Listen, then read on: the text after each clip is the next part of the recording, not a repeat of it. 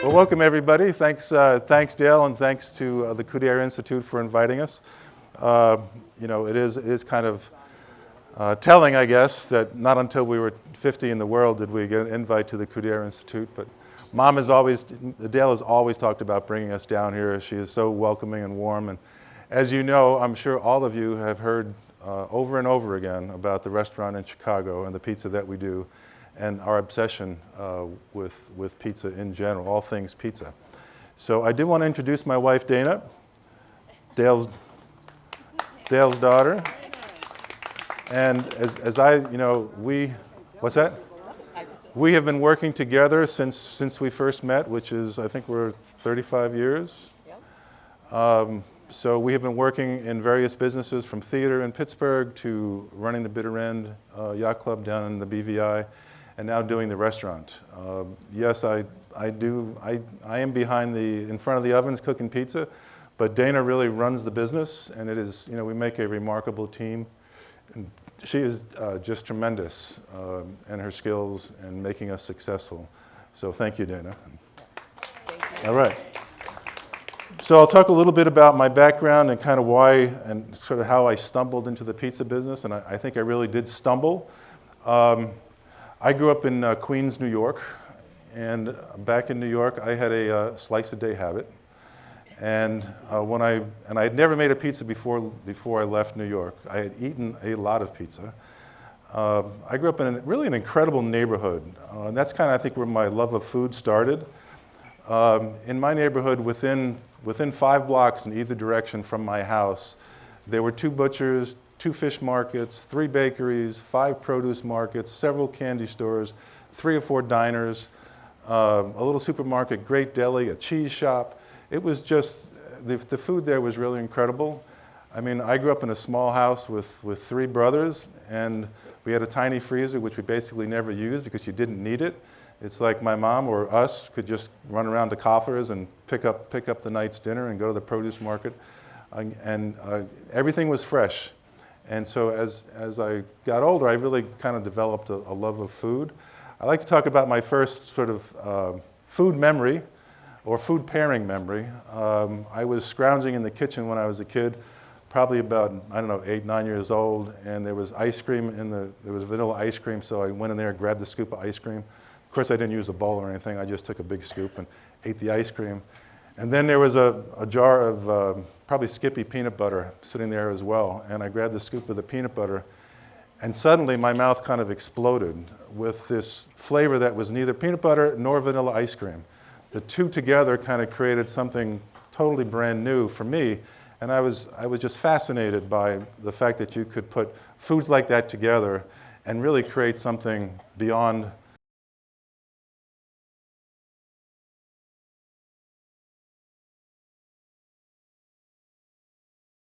I must admit, I didn't get into cooking because I like cooking. I get into cooking because I like eating. I love to eat great food, and that really comes from growing up in the neighborhood. So, and then my first foray into sort of the food business, I actually had a produce market in New York. I ended up owning the very first job I got when I was 13 in a produce market. I think I bought it when I was 18. For a year, and I was running a produce market back then and going up to the Hunts Point market with my truck at 2 o'clock in the morning. But very quickly, working from 2 in the morning till 6 p.m. at night got kind of old. So I sold that, and then I ended up in the Merchant Marine. I went to a Merchant Marine Academy, and as a marine engineer, I was sailing. I used to sail tankers and freighters kind of all around the world. And sort of in between then, I had a hot dog wagon.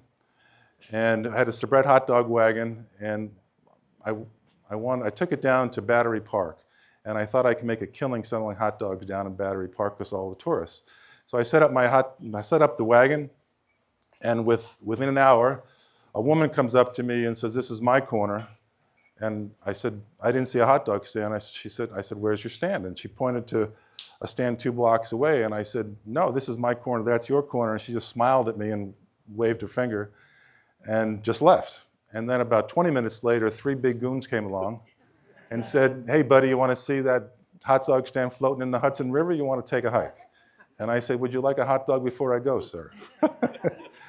And believe it or not, so then I literally pushed my wagon up Broadway, and every corner I stopped at, within an hour, somebody came along and said, "This is my corner, you have to move out." So there I was, rather depressed, with a Plymouth Fury, a hot dog wagon, and 100 pounds of hot dogs, not sure what to do with myself. And by this point, it's probably 11 o'clock at night, and I'm down in the village, and I pass CBGB's, and this is kind of the late 70s. And I pass CBGB's, and all these punk rockers are out standing outside, and they're all stoned. And I'm like, I bet they're hungry. So I pop up my hot dog stand and start selling hot dogs, and selling them fast as I can make them. I double the price because now it's midnight, so I double the price of a hot dog. And the owner of CBGB's comes out and introduces himself. His name is Hilly Crystal. He was the manager of the Ramones as well as the owner of CBGB's. He came out and looked at me and asked what I was doing. I told him, and he goes, "Great idea." I said, "You don't mind if I do this?" He goes, "No, you thought of it first, it's yours." So every Friday and Saturday night for about 2 years, I was selling hot dogs in front of CBGB's to people like Patti Smith and the Ramones. Joey Ramone used to probably spent more time sleeping on the hood of my Plymouth Fury than he did sleeping in his own bed. But the interesting thing about that is there was a men's homeless shelter above CBGB's. And so they would come down and ask me for a hot dog, and I couldn't say no. So I ended up giving away so many hot dogs, I was going to go out of business. So I said to the guys, "Listen, I can't keep giving you free hot dogs, but you can have them for a quarter," which was my cost. So you can have them for a quarter, and they thought that was great. So I had all these guys upstairs were I was selling them for $1, giving them away for the quarter. But what I didn't realize is that I had my own protection racket. So one night someone came to rob me, and all of a sudden, out of nowhere, 3 big goons came out of the woodwork and made sure that I was safe and chased everybody away. And anytime I had a problem, somehow they always knew it, and they always came up out of nowhere and took care of me. So at 2, 3 o'clock in the morning, I was selling hot dogs on the Bowery, back then, when it really was the Bowery, and never had a problem. Had this great posse of homeless guys who were just, became friends, and had the punk rockers and so forth. So anyway, that's kind of how I got into the food business. And then, so fast forward, a few years. After I was in the Merchant Marine, I met Dana in college. We quickly fell in love, and then we moved to Pittsburgh. I also have an MFA, and I'm bragging too much at this point, but I do have an MFA in playwriting from Carnegie Mellon. And we went to Pittsburgh, and we had a great time in Pittsburgh, but we set up our own theater. Like, Dana and I have literally been working shoulder to shoulder for years, joining desks, et cetera. And in Pittsburgh, we had a nonprofit theater that was very well regarded.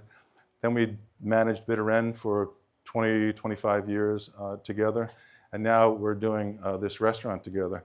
The reason I bring all of that stuff up is everything that I have ever learned, all those experiences goes into running this restaurant. It's not only about the great food, which I love, it is about the skills of cooking, but it's also about entertainment. And the theater, at the end of the day in a restaurant, when you open for service, 6 o'clock for dinner, 12 o'clock for lunch, it's showtime. Curtain goes up, and no matter what, and I'm sure many of you watch The Bear. I don't watch The Bear. I saw a couple of episodes. I got too stressed out. I live that, so I didn't want to come home and kind of experience it again when I'm trying to relax. But basically, the challenges of the restaurant, there's always something going to happen today. And the key to running a good restaurant is just figuring it out and making it work. So, and knowing that, the lighting, the music, the quality of the food, the quality of the service, the way our servers greet you, and the managers greet you, and the hosts greet you, all of that really comes out of out of that theater background and entertainment. So anyway, so here we are today. We've gotten a lot of accolades in Chicago, but recently there's an organization called 50 Top Italy, and as I mentioned, that's why I got the invitation to come here and cook for Dale and the Institute. I'm only joking about that, but 50 Top Italy, it's an organization based in Naples, and they rank pizzas throughout the world. So 4 years ago, they came in Chicago, and they put us on the list. I think 4 years ago, we were number 50. The following year, we were number 37. Then the following year, 27. And then this year, we were number 10 in the US. And then they put us on the list of top pizzas in the world, and they invited us to Naples, Italy. So in the middle of an opera stage in downtown Naples with a string quartet, we were awarded, they gave out the awards, and we were number 50 out of the top 100 in the world. So we were extraordinarily humbled. You know, it was really kind of remarkable to see a recipe that literally used to be just 3 dough balls on my kitchen table kind of expand to where it is now, and to get that recognition. So we are extraordinarily fortunate. So that said, that's what I'm going to teach you today. This is kind of the original recipe that I use, and we're going to go through making the dough, making the sauce, and then baking off a few pizzas. So hopefully I just wanted to take you through, one of the most important things about making pizzas is having the right equipment. As a marine engineer, I'm pretty obsessed with scales and thermometers and so forth.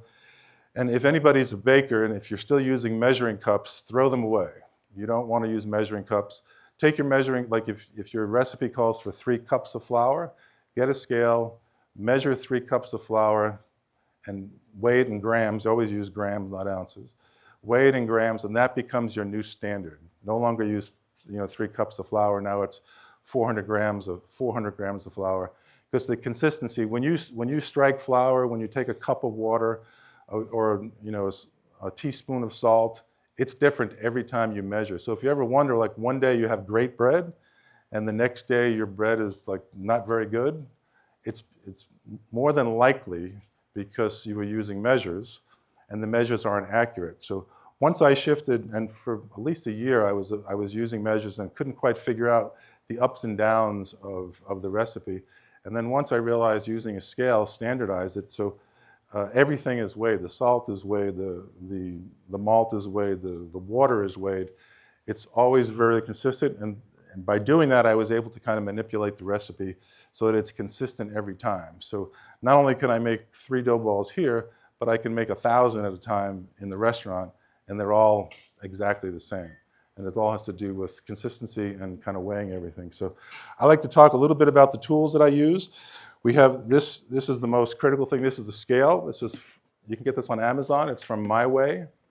It's probably about $60. It's very accurate down to about 3 grams.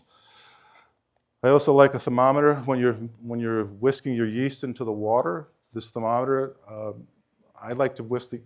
You can, as long as it's over 70 degrees, the water is 70 degrees or above, you're good. I like it a little bit warmer. I like to get it between 90 and 100 because I like the way the yeast blooms in the warmer water. This is very helpful to make sure the water is not too cold.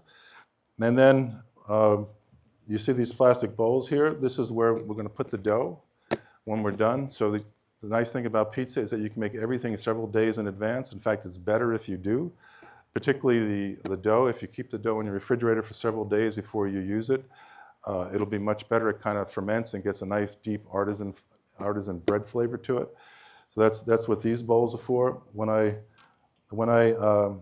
build a pizza, I build it on a wood peel, so that my dough has a very high hydration. I'll talk about that in a second. It has a very high hydration, and it'll stick to the metal. But with the wood peel, with a little bit of semolina flour on it, it kind of slides off nicely. So using a wood peel to go into the oven, and then a steel peel to come out of the oven. So the reason for that is that this is very thin. It's a nice thin edge, and you can get under the pizza very easily and lift it out. And then another really important tool is this screen. So when I take the pizza out of the oven, I put it on a screen because there's so much water in the dough that it steams. And if you put the dough right on this flat plate, it gets soft. So this screen allows you to keep your pizza a little bit elevated. It lets the steam escape, and it keeps the bottom of the pizza crispy. So these are really critical. Also very easy to get on Amazon. They're very readily available. A good pizza cutter. This is a really nice one from OXO. It's a terrific cutter. What I like about it is that it's big, because sometimes, especially when you're new, the pizza, if you're cutting it, it'll flip up and burn the top of your hand. This gives you a lot of room, so that doesn't happen. What other tools we have here?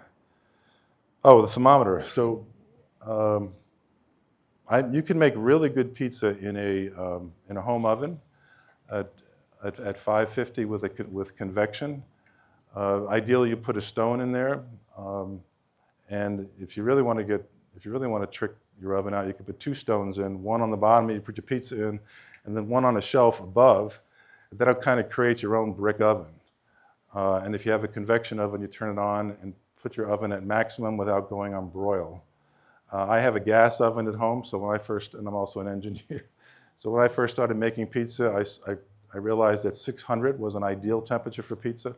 So I took my thermostat out and tweaked it slightly and kicked it up 50 degrees, and that made a huge difference. I do not recommend that you do that. Talk to your technicians if you're interested in making pizza at home. But that extra 50 degrees does make a huge difference.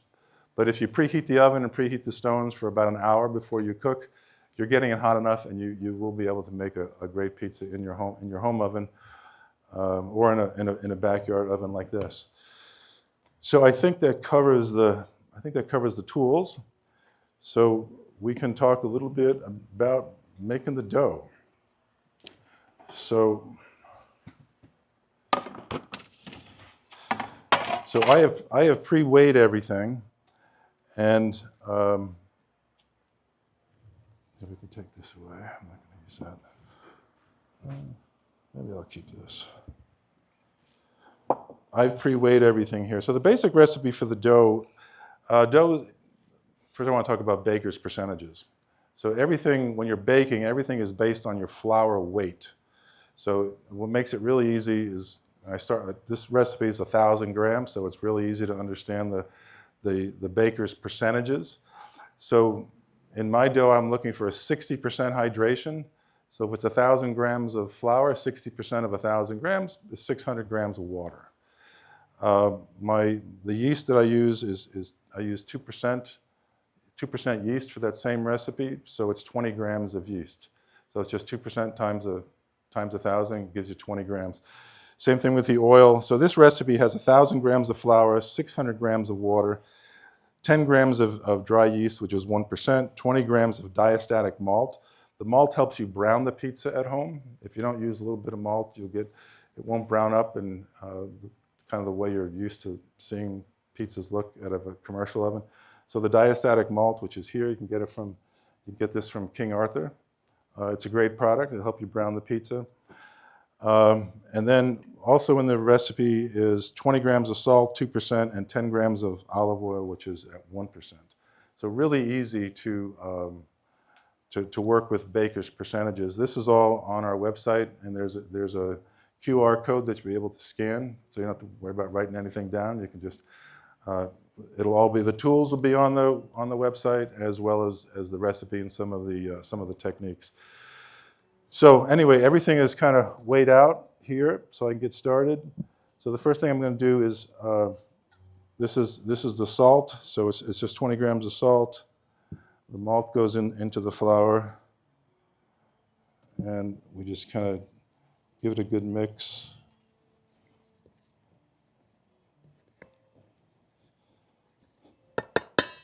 So now I'm going to take the yeast. This is 600 grams of water. And like I said, I like the water. When I do this at home, I like to get the water to 100 degrees, but it's not that important as long as it's over 70 degrees. If it's below 70, it tends to take a long time for the yeast to activate, and I like a better response. So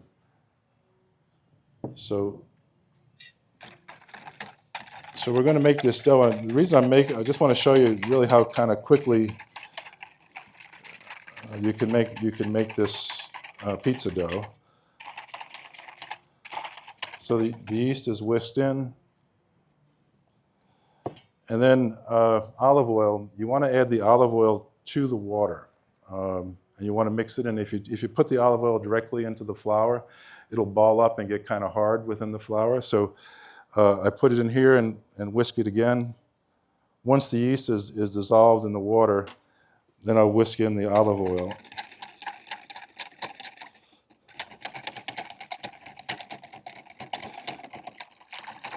And this way the olive oil won't clump up in the dough. So, and now my hands are going to get a little dirty. But so hopefully, if I did my measures right, this should come together pretty quickly. Am I still on? Yeah, it's still on the mic. As you can see, it's starting to come together now. So I put about half of the water in, and now I'm going to put the rest of it in now.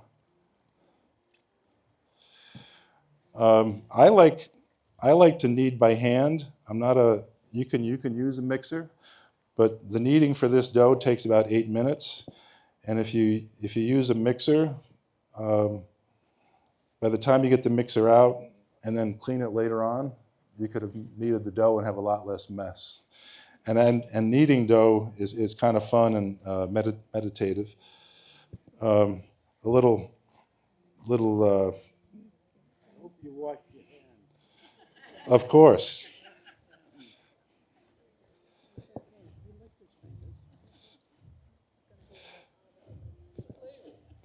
Well, the good thing is that so this dough that I'm making now, we're not eating today.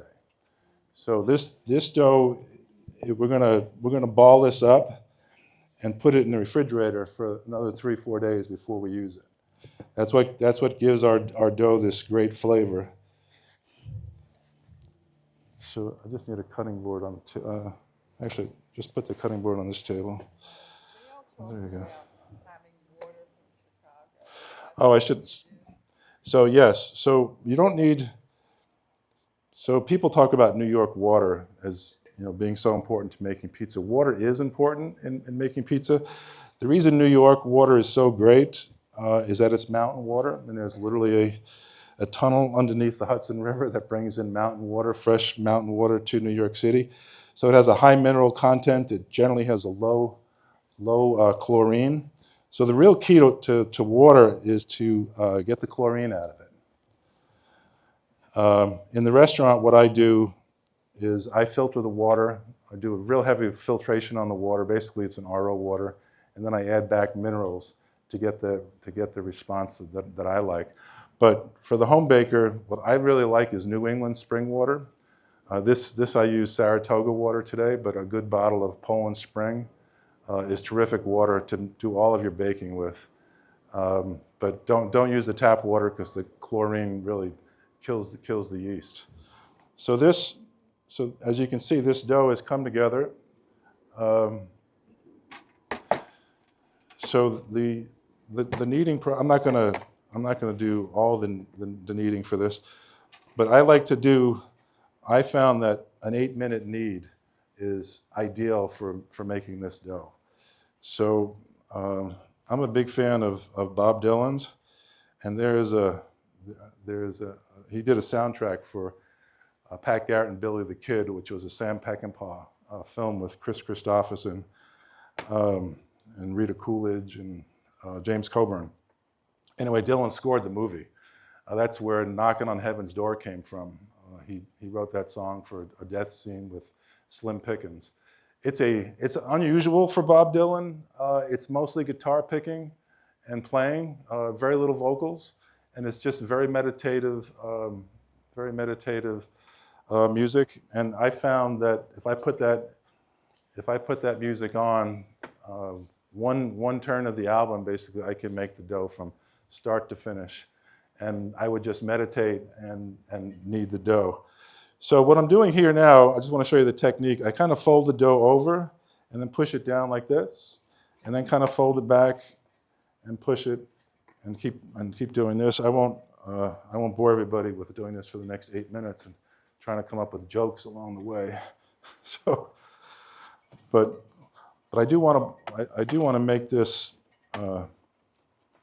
tough enough. So you can see that using the measures, I didn't add any extra flour. I didn't add any extra water.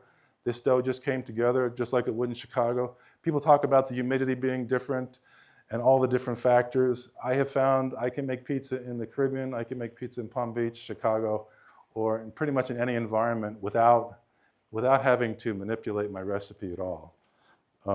So I don't think I'm just lucky. I think it has a lot to do with the consistency of the ingredients and the consistency of the technique. I'm just very pleased to see someone finally use an Ivy League education. There you go. To create something. Well, what I learned at Carnegie Mellon in the theater was really about entertainment. And I do still do some writing from time to time, but I must admit I consider ourselves to be in the entertainment business every day, and we learned a lot from that education. It certainly did not go to waste. And when I'm fixing the air conditioning system in the restaurant, my engineering background didn't go to waste either. So as you can see, this dough has come together pretty nicely already. So it's not fully kneaded, but I don't want to spend the next 8 minutes kneading the dough. But I'm gonna show you what we do to put it in the refrigerator. So the other thing about pizza dough is you don't let it rise. Pizza dough, you mix it. You pour. I let it sit for about 10 minutes generally. After an 8-minute knead, I let it sit for about 10 minutes. And then I portion it into 400-gram dough balls and then put it in these containers and put it immediately in the refrigerator. It doesn't go through the first rise. It rises very slowly in the cooler over the next 2 to 4 days. And then when you take it out, when you're ready to bake, you take it out several hours before you want to use it. If any of you have made pizza at home or bought store-bought dough, one of the big complaints is you can't stretch the dough. It's too tough and it snaps back when you try and stretch it. One of the things you want to do is keep the dough out for several hours, and then it naturally relaxes. And you'll see when I use my dough later, how delicate it is and how soft it is. And that's because not only has it been in the refrigerator for 4 days, we did bring it down from Chicago. It's been in the refrigerator for 4 days, but now it's been out for a couple of hours before coming out here, and you'll see how soft and delicate it is. So anyway, so no rise on the dough. Most people think you have to make the dough rise. You do not have to do that. And this is another great tool, this little deck knife. And I'm going to do 400 gram. There we go. I'm doing this so I can show you how to roll the dough.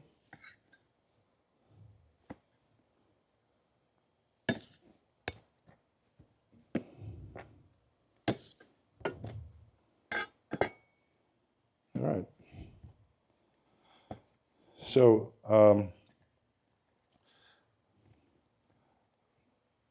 rolling the dough is, I've got a sort of technique that makes it very easy to roll dough at home. So this is a 400 gram dough ball. I just flatten it out. It's a little sticky because it hasn't been kneaded fully yet, so I'm just going to flatten it out. And then I'm going to, almost like a flower, I'm going to pull the corners into the center to here, like this. And then I'm going to pinch it kind of like a baseball and just pinch those edges together. And then it quickly, not that quickly, but if it was needed properly, it would come together very quickly. And then you can see the bottom's nice and sealed. You get a nice round dough ball. Very simple and easy. A lot of people have a hard time rolling their dough. This technique, I'll do it again. So we flatten the dough. Then again, try to bring the edges into the center, kind of like a flower petals. And then once you get all those edges in, you're just kind of tucking it and pinching it.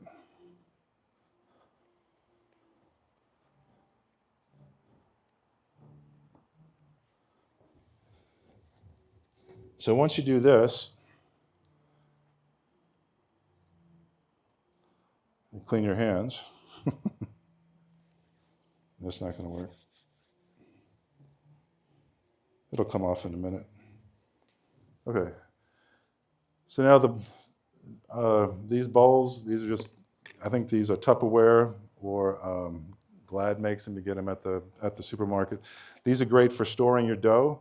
So what you want to do is put a little bit of olive oil in the bowl, just maybe a teaspoon or two, and then brush the bowl, all the sides.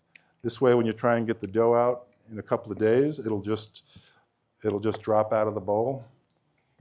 And so you just take them, and you're ready to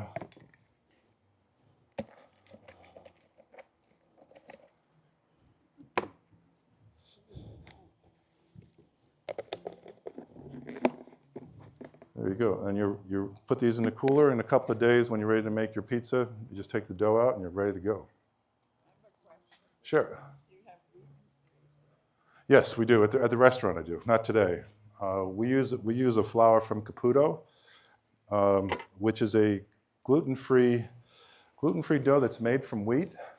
But the Italian company was able to figure out how to get the gluten out of the flour. Makes a great pizza. Like our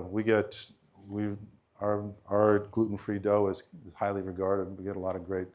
And now we sell quite a few of them every day.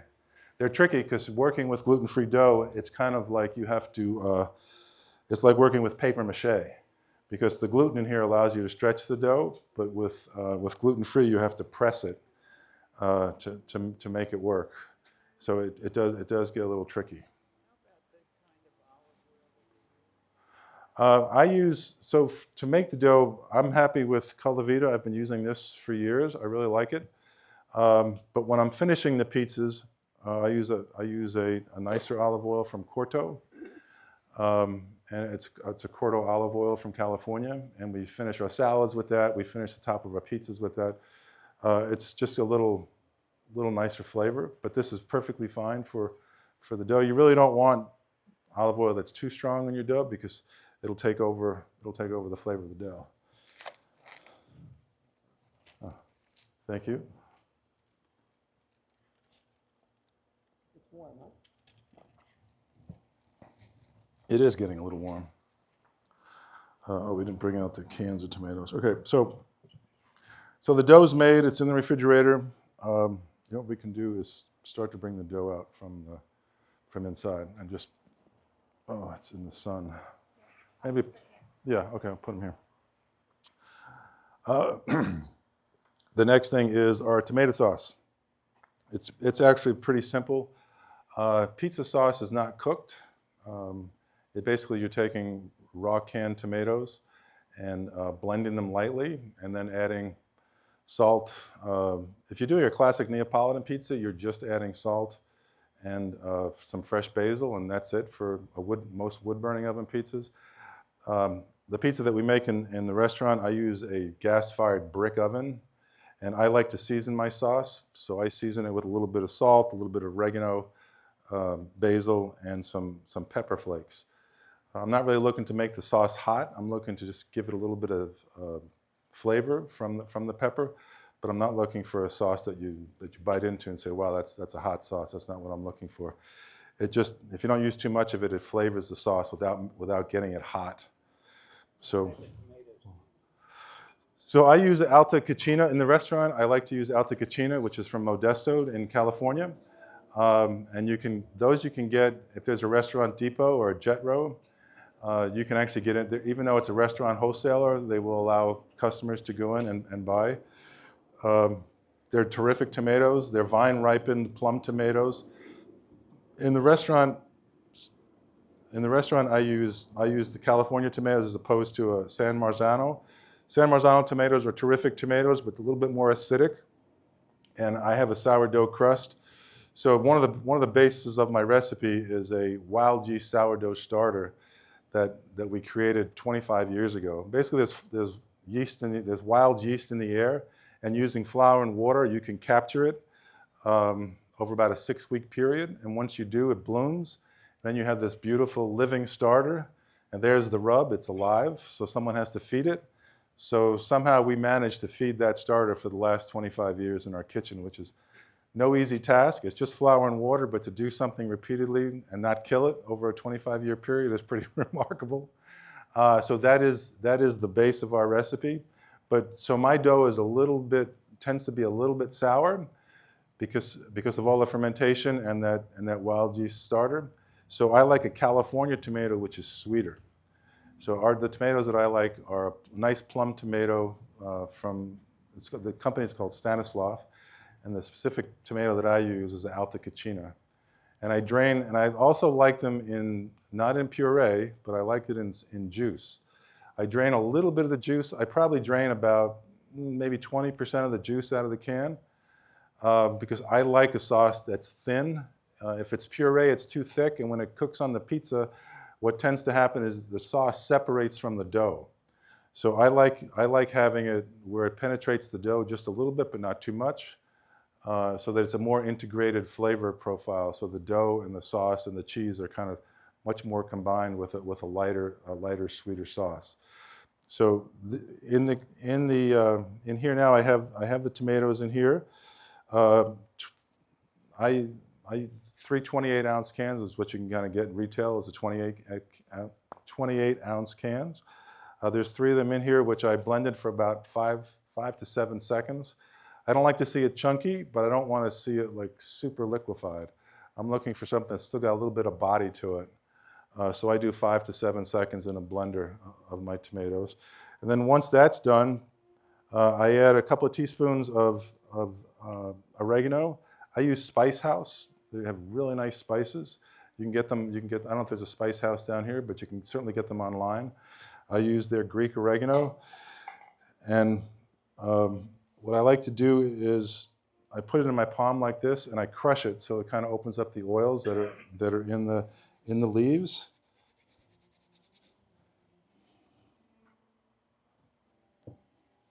The oregano smells great. And then this is a California basil, a nice sweet basil. Again, I kind of crush it.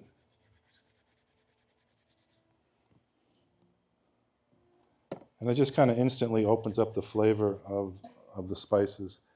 And then this is the salt. Yeah.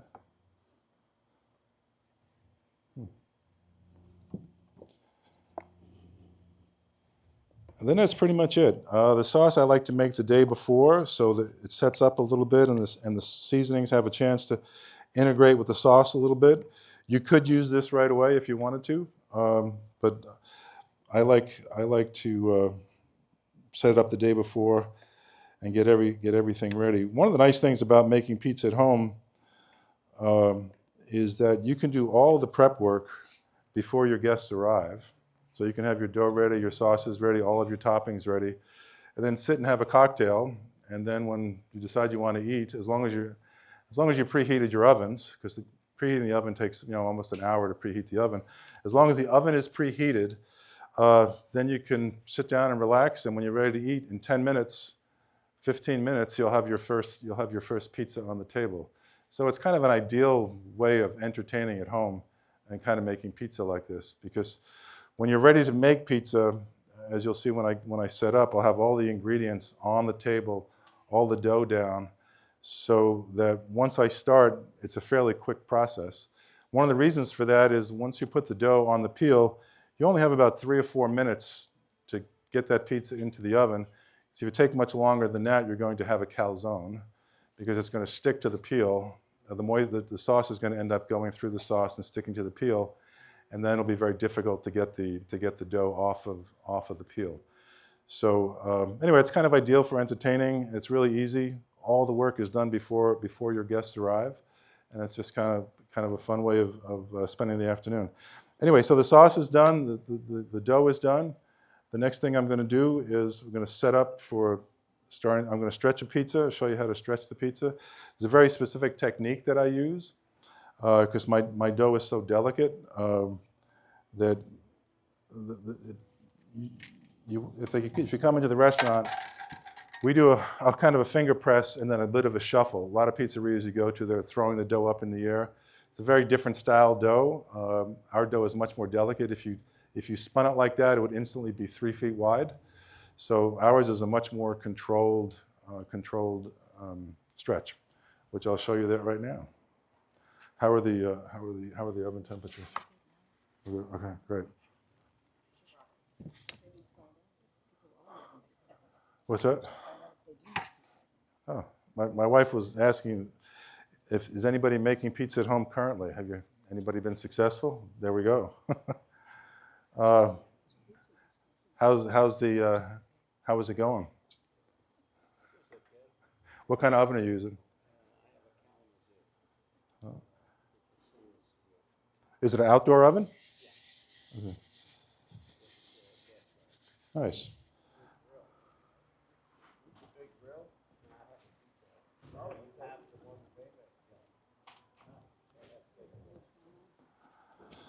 So anyway, this dough has come down from Chicago. We made this on Wednesday. It's got that wild yeast sourdough starter that I talked about, and once it's in these containers, you can see it's filled a container. That's what you're looking for to have it filled. Basically, this is probably about 70 degrees at this point. Yep, it's 70 degrees exactly, which is kind of a perfect place to make the pizza. You don't want it too cold. If it's right out of the refrigerator, it's too tough and it won't stretch properly. So this basically, we're just going to kind of let this drop out. Hopefully it'll drop. And as you can, I don't know if you can see that, but it's a really delicate dough. It's very wet from the high hydration.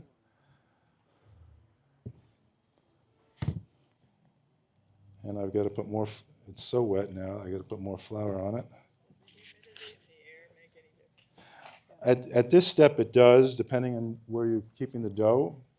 This morning it's kind of hot and pretty humid, so, but it's just a matter of figuring it out. So I add a little bit more flour than I would normally use. You'll see a lot of pizza makers drop the dough into the flour. You'll see them put a lot of flour on top. I don't like that because you end up eating that dry flour. I use only what I need to.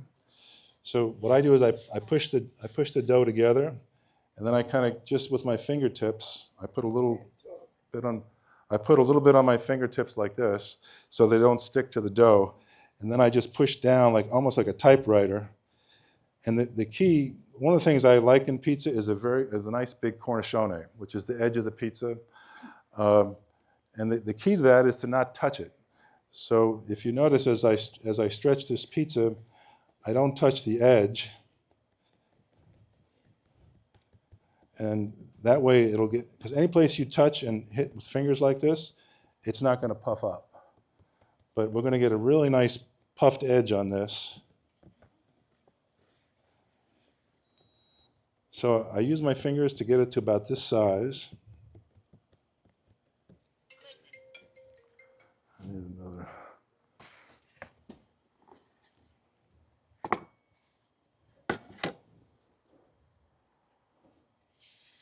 Oh, that makes me nervous.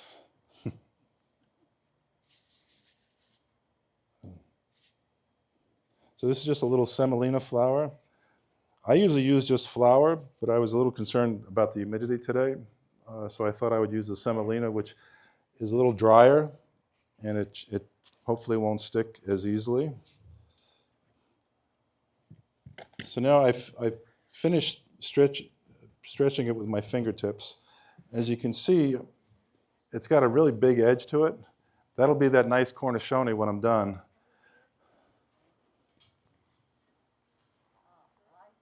See, so when I'm going across it with my fingers, I don't go to the edge. If you go to the edge, you'll crush that beautiful finish to it. So now I'm going to pick this up and shuffle it, and I'm going to put a little bit of flour on my fists, so the dough doesn't stick to my fists, and I'm going to run my hands along the edge of the pizza. Don't put your hands in the middle, because if you do, you'll go right through the center. The dough is it's very delicate, and you'll just stretch out the middle, and it'll break, and you'll have a mess in the oven. So, and also as I pick it up, you'll notice I like to run the bottom edge of the pizza along the peel. I don't lift it up here, otherwise it's just going to stretch. So I keep it very controlled until I get a 14-inch round. This is a 14-inch peel. One of the reasons why we make 14-inch pizzas in our restaurant is because home equipment is designed for 14-inch stones, 14-inch peels. So everything I ever did was with home equipment. So when we opened up a restaurant, I kept the recipes, everything the same, and we do 14-inch pizzas, and that's the only size pizza that we currently do in the restaurant. Not that we couldn't, but that's where that came from. So you can see it's already open.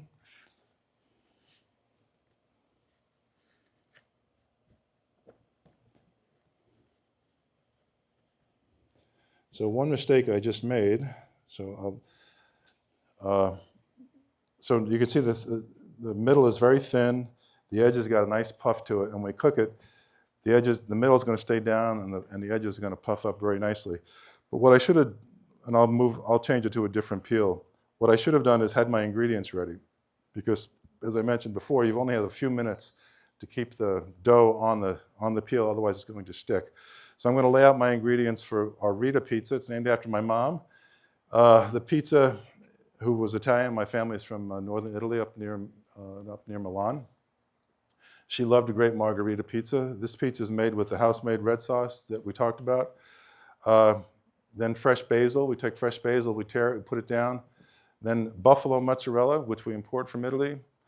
And then we add our chopped tomatoes. We add a chopped tomato to that. So we slow roasted a fresh plum tomato. Yesterday I slow roasted some plum tomatoes, added some thyme and some olive oil, and slow roasted them for about 3-4 hours. And then peeled the skins and chopped them up, and that goes on top of this pizza, and it just gives it a great, really great tomato flavor. And then we finish it with fresh basil. So just give me a second. I'm going to lay out the ingredients while we do this, and I'll show you how we build this. One of the things about building a pizza is as you build your pizza, you should think about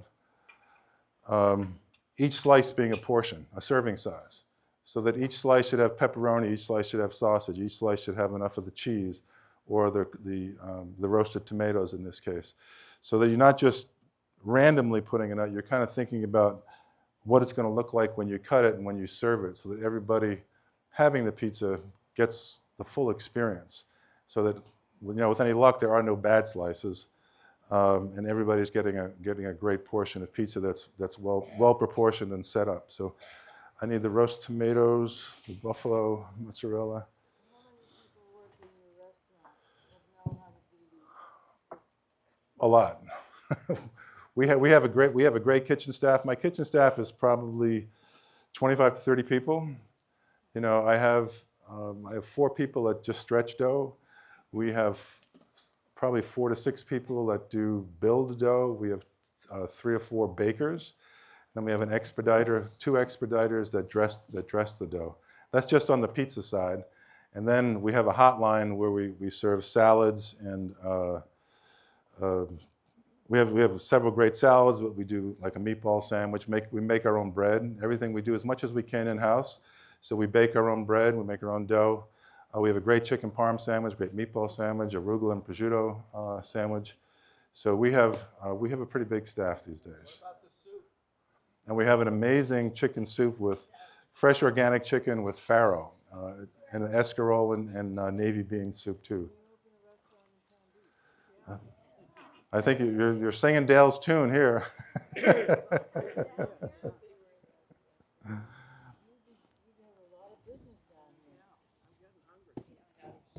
All right, so this is the buffalo mozzarella. All of my pizzas, except for the Rita, have a fresh cow's milk mozzarella. There's not as much moisture in the cow's milk. There's a lot of moisture in the buffalo mozzarella, so I take it out and I take it out of the water. All of it comes packed in water. I take it out of the water several hours before, and I cut it in quarters so it drains. It gets some of the moisture out of it because you don't want to get the pizza too soggy. I've got the roasted tomatoes I was talking about, and our fresh basil. And then I need, what else? That's for the Rita pizza. Yeah, okay. The tomato, the basil. Okay, no, I got the sauce, so it's just me. So this is the sauce that I made yesterday. How many pizzas do you sell a day? Hundreds, hundreds and hundreds. So I'm amazed. Some days so we have our dining room is 163 seats, and then we have another 100 seats outside. And on the weekends in the summer, everything is full. Like we had 260 people sitting down for dinner. Plus we have a to-go window as well, so we're doing delivery and to-go. It's a pretty amazing operation. So. Still sell hot dogs? No, but I'm thinking about it. A good friend of ours from the Duck Inn makes a great duck fat hot dog. And for Christmas, Dana and I he freezes them and ships them. So we gave a lot of our family Chicago duck fat hot dogs, which was from Kevin Hickey down at the Duck Inn. You will make house calls. We could. Anything's possible. All right, so I am going to, so I've got everything I need. I'm just going to, so as I mentioned, in the restaurant we have very steady ovens. I can cook 24 pizzas at a time. My pizzas cook in about 6 minutes, and I cook at 600 degrees, and it's very steady, big, thick bricks. So the pizzas are extremely consistent. Today we're working on the uni ovens. I have not cooked on these before yesterday. I cooked a few pizzas to try them. They're tricky, they're very hot. The dough recipe that I did today would actually work well in these ovens. My recipe with all the fermentation and the sourdough, and there's a lot of olive oil in it, they burn very easily. So the way I'm going to make these pizzas today is I'm going to transfer from one oven to the other as I bake it off and try not to burn it. So anyway, so I am going to transfer. Now at this point I'm ready. I've got all my ingredients laid out for this pizza. I'm going to transfer. You can see this is sticking, and if I had tried to put this in the oven, it would have crunched up. So I'm going to put it on the fresh peel, and then you can stretch it to the size of the peel by going underneath it. So if you want to adjust your dough, don't squeeze the ends because you don't want to pinch the ends. Go underneath it like that and pull it. Try never to squeeze the edge, because every place you squeeze, it's not going to rise on that edge. Do you ever make square pizzas? We do. In fact, on Tuesday nights, we have Motor City night at Roberts, and we do a Detroit pizza in a square pan. I think it's an 8 by 10 or 8 by 12 pan, and the dough is about that thick. Very similar to this dough. I just give it a little more yeast, a different fermentation, but it's very good. And we're thinking about adding tavern-style pizza to our menu. Tavern, which is a classic Chicago pizza, not a deep dish. It was served in taverns throughout Chicago for many years. It's very thin. Like with a tavern pizza, you would sheet the dough and just spread it out really, really thin. So for this pizza, I've got the red sauce down. I'm going to put about 8 or 10 slices of basil, fresh basil, down on the pie. And then I'm going to cover it with cheese so it doesn't burn, but it'll give the sauce a nice fresh basil flavor. So I'm going to take that and put this right on top of the cheese. One of the things about when you first learn to make pizzas, people tend to build everything in the center of the pizza, and they kind of forget about the edges. So as you notice, I'm kind of pushing this to the edge. Because ultimately everything kind of flows to the center anyway. And now this is that roasted tomato I was talking about.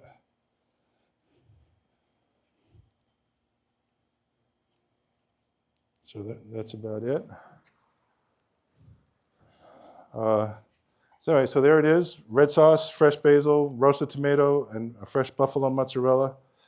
And we're ready to go. Now, the big test is going to be what happens in the oven. So let's find out. What temperature is this one? Okay. Okay, so let's turn it off. Oh, the other thing, before you get to your oven, you want to be sure your pizza is moving on the peel. Because if you get to the oven and the dough is stuck to the peel, you're going to get stuck, and then you're just going to either make a mess in your oven or close it and basically make a calzone out of it. So I'm going to hit the side of the peel and make sure the whole pizza is moving like this before I go over there. So now I'm pretty sure it's moving. It's getting a little wet, but I think we're okay. Let me see that good.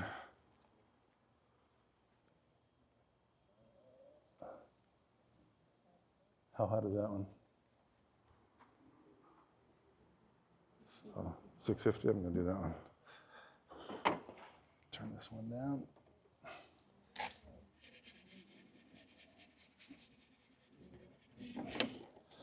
So the key to launching a pizza is you don't want to lift your peel up high. You put the front edge of the peel where you want the pizza that front edge of the pizza to end. And then once you're in the oven, like this is the oven, your peel's here, you keep it pretty level. And just give it a little shimmy and pull it out. Don't do this, otherwise it's going to fall over on you and all the ingredients are going to run together. You just that's why making sure that it's moving before you get over there is important. As long as it's moving, you'll be able to get in there. Just shimmy the front edge off of it, and you just kind of pull it back like this, and keep them as level as you can. So now I've got to watch this one and see what happens. No. Did your mother make pizza? No, we had too many. We had 4 or 5 pizzerias within 3 blocks of the house, so we didn't need to make pizza at home. Huh? What are you asking, Dan? I don't understand. What? Oh, I said you want me to put a timer on it? No.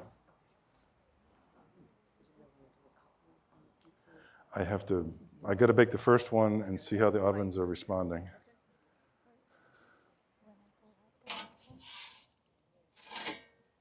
What temperature is that? I have 620. 630. 630.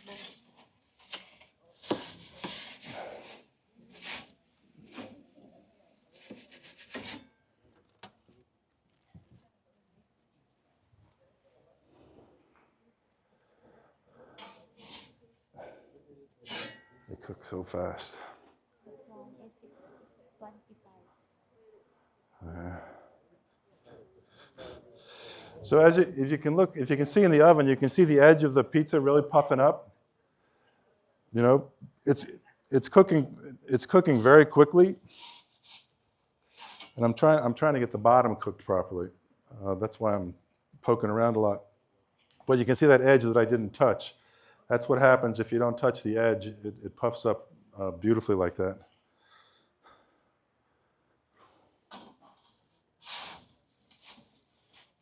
So now I'm going to try transferring this to this one. I'll just take the temperature of that in the middle. What is it? 6 what? Okay. 620. All right, so I'm going to transfer it to this and see if I can cook the bottom properly.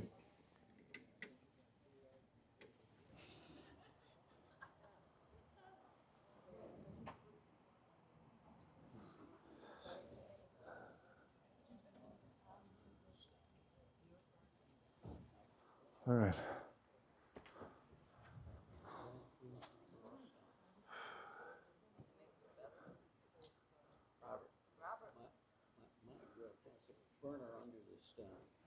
That's the key. If this had a burner underneath, it's challenging to get the bottom of the dough cooked with this particular recipe on these ovens. However, these guys donated these. Oh, so we have good friends at Uni, and they donated the ovens to the Cudier Institute today for this event, which is extremely kind of them, and I wasn't expecting that. But when I arrived here, we had all this beautiful equipment. So, Uni. It's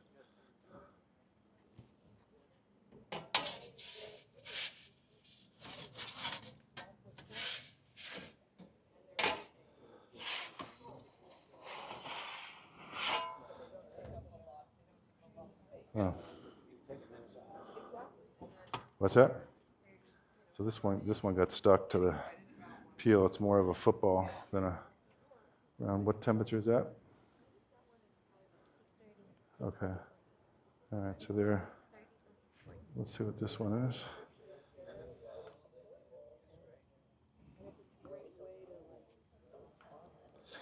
Okay.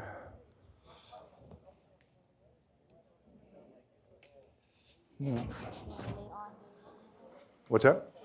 pepperoni now. Yeah, bring out the pepperoni toppings. Normally, in the 6 to 8 minutes, if you're cooking at 600 degrees, this pizza will take 6 to 8 minutes to bake. Yes, yeah. You don't need more than that. Probably half hour to 45 minutes is probably enough. As long as your stone, that's the key. If you have a ThermoWorks is where you get these. This is a great company. It's online, ThermoWorks. They make a terrific laser temperature gun. As long as your stones are at the right temperature, you're ready to go. So, yes, you can freeze them too.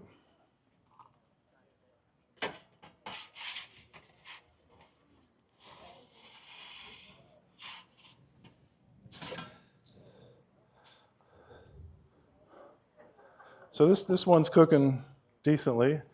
It's going to be a little slow because I can only make one pizza at a time because I have to transfer from one oven to the other to get the bottom cooked. So my apologies, but this one should be ready momentarily. But normally it would take 6 to 8 minutes. That's for my style of pizza, which is kind of a Neapolitan style. It's kind of a cross between a New York and a Neapolitan pizza. I didn't talk about that. I spent about 8 years obsessively baking, trying to figure out how to come up with a pizza recipe. I went through hundreds of recipes. I baked off thousands of pies. I improvised, and about 8 years in, I spun this crust, and I said, wow, that's not only good pizza, that's one of the best pizzas I've ever had. So fast forward 20 years later, we opened a restaurant. So the clear moral of that story is be careful what you focus on.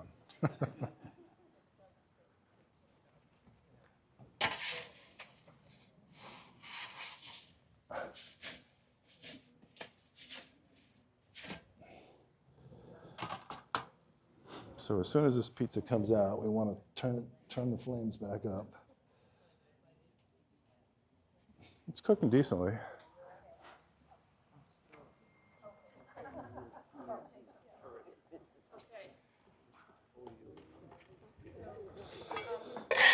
I was just asked to mention that we have little gift bags for everyone to take home, and inside it has the list of all the tools that Robert has recommended, as well as a recipe, how to handle the dough, how to knead it, everything that he's gone through. We just wrote it down so that you would have the information.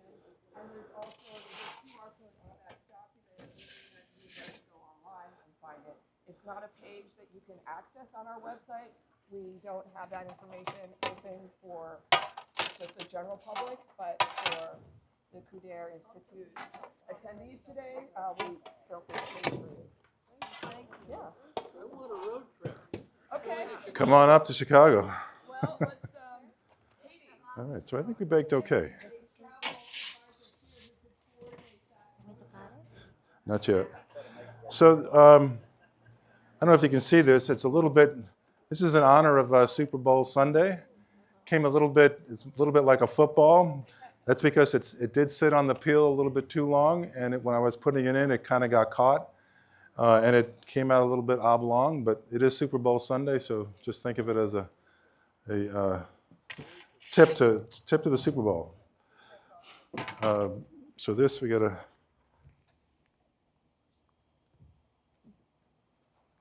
All right. So now, as I mentioned, we want to cut the pizza right away.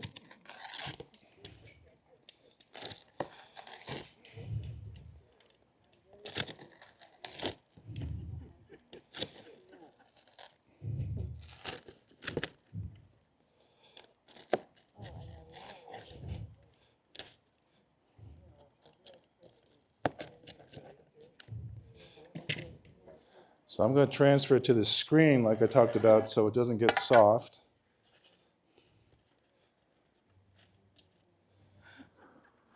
And then we're going to finish it with a little bit of fresh basil. Going to hit it with a little bit of olive oil. And then some fresh basil.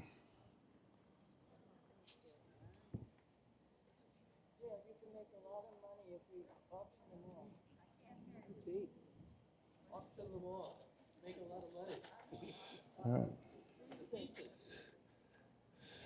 So as you can see, that really nice Cornishone edge here. See? And then also, if it's cooked right, it won't, I got a decent bake out of this today. It's not exactly what I'd like, but it's pretty good. I'm kind of getting, but it's much better, and it's got a nice firmness to it. But it's crispy and chewy at the same time. So I'm gonna start making some more pizzas and put this one over here, and you guys want to serve it. But as you can see, so this is our classic margarita with the fresh basil, buffalo mozzarella, and the roasted tomatoes. Named after Mom. All right.